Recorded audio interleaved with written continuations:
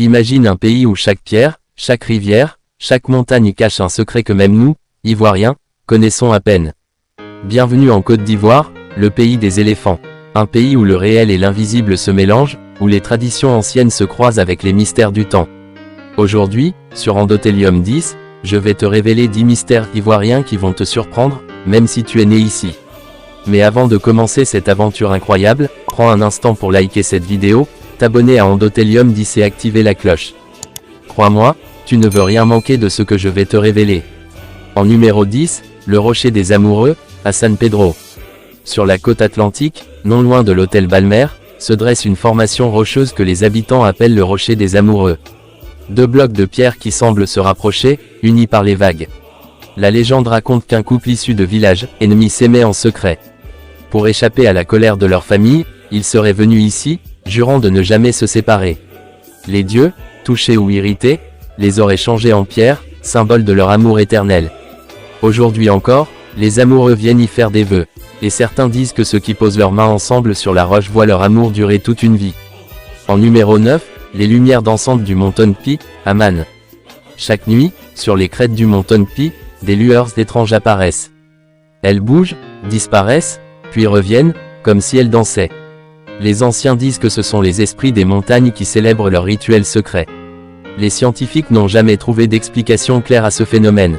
Mais une chose est sûre, le mont Tonpi reste un lieu sacré, où le monde visible et l'invisible se rencontrent. En numéro 8, le masque interdit des Baoulés, dans la région de Sakassou. Il existe un masque que personne ne doit voir, sauf les initiés. On raconte que ses yeux reflètent l'âme de celui qui ose le regarder. La nuit, dans le silence, il murmurerait des secrets anciens.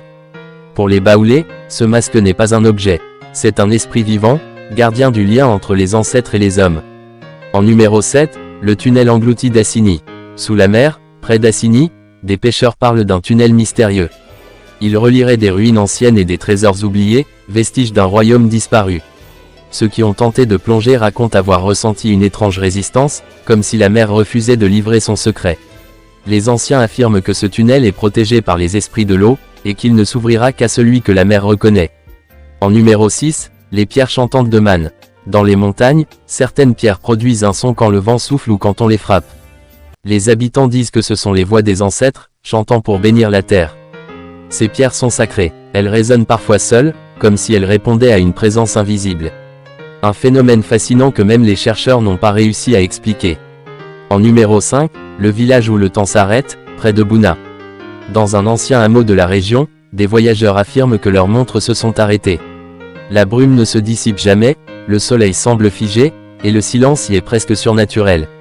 Les habitants racontent que ce village se trouve à la frontière du monde des vivants et de celui des esprits. Ici, le temps n'obéit pas aux lois de la nature. Une minute peut durer des heures, ou passer en un éclair. En numéro 4, le feu éternel d'Issia.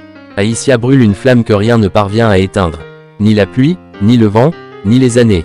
Les anciens disent qu'elle est nourrie par les prières et protégée par des esprits invisibles. Ceux qui ont tenté de l'éteindre sombraient dans le sommeil, ne se réveillant qu'à avoir rêvé du monde des ancêtres. Le feu éternel reste l'un des plus grands symboles spirituels du centre-ouest ivoirien. En numéro 3, le lac sacré d'Ayamé. Ce lac, situé à la frontière du Ghana, cache sous ses eaux calmes un mystère que peu osent affronter. Les pêcheurs racontent avoir vu des formes lumineuses glisser sous la surface. Ils disent que ce sont les gardiens du lac, invisibles pour les yeux ordinaires. Certains jours, le lac devient si silencieux qu'on croirait qu'il respire. C'est un lieu où la nature et le surnaturel se confondent. En numéro 2, l'arbre de la reine Pokou, près de Bouaké. On raconte que cet arbre est né des larmes de la reine Pokou, après son sacrifice pour sauver son peuple. Ses feuilles brillent légèrement la nuit, comme chargées d'une lumière intérieure. On dit qu'en posant la main sur son tronc à minuit, on peut entrevoir l'avenir. Chaque vent qui passe dans ses branches semble murmurer l'histoire de la reine et du peuple baoulé. Un lieu de mémoire et de respect, où l'histoire se mêle à la magie. Et enfin, en numéro 1, la basilique Notre-Dame de la Paix de Yamoussoukro. Plus grande que celle de Rome, cette basilique est un chef-d'œuvre d'architecture et de mystère. Son orientation n'a rien du hasard, à certaines nuits précises, la lune éclaire directement l'autel principal à travers les vitraux, créant un spectacle presque divin. Beaucoup y voient un signe, une bénédiction, un message du ciel. La basilique de Yamoussoukro, c'est le lien entre la terre et le ciel, entre la foi et la grandeur de la Côte d'Ivoire. Alors dis-moi en commentaire, lequel de ces mystères t'a le plus étonné? Et toi, oserais-tu visiter ces lieux sacrés? N'oublie pas de liker, de t'abonner à Endothélium 10, et d'activer la cloche. Parce qu'ici, on explore les secrets les plus profonds de notre